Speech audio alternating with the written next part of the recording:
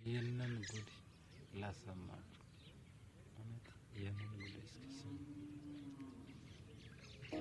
በአንድ ወቅት አንድ ገበሬ አህያው ጉድጓድ ውስጥ ትገባበታለች።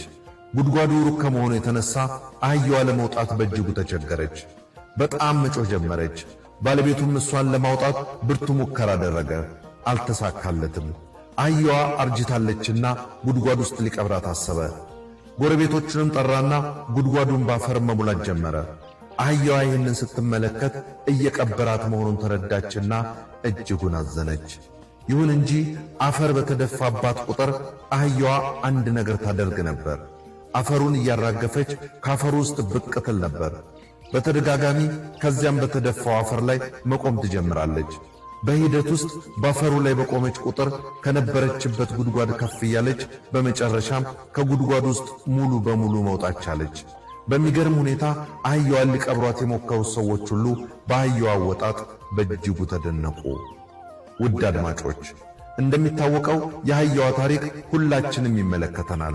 የሚጫንብንን አፈር ደግሞ በየጊዜው የሚያጋጥሙንና ዝም ብንላቸው በመጨረሻ ሊቀብሩን የሚችሉ ችግሮች ወይም መሰናክሎች ናቸው። አፈሩን የሚጭኑት ሰዎች በዙሪያችን ያሉ ሰዎች፣ ነገሮች በሕይወታችን ላይ ተጽዕኖ የሚፈጥሩብን አዳዲስ ለውጦች እንዲሁም የራሳችን አፍራሽ ስሜቶች ሊሆኑ ይችላሉ።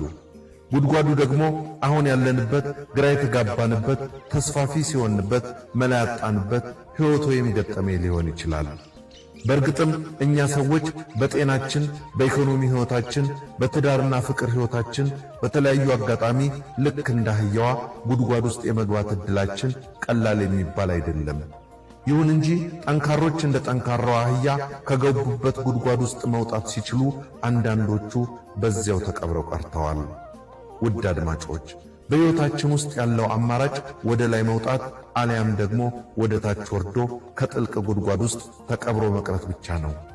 በየጊዜው ሊገጥመን የሚችለውን ችግር ልክ እንደ አህያዋ የሚጫንባትን አፈር እየረገጠች ወደ ላይ ከፍ እንዳለችው ሁሉ አንተም አንቺም በየጊዜው የሚገጥማችሁን ችግሮች እንደ ድጋፍ እየተጠቀማችሁ በጥንካሬ ወደ ላይ መነሳት ያስፈልጋል። ከጥልቁ ጉድጓድ ውስጥ ለመውጣት የምንችለው ለመውጣት የምናደርገውን ጥረት ባለማቆም ብቻ ነው።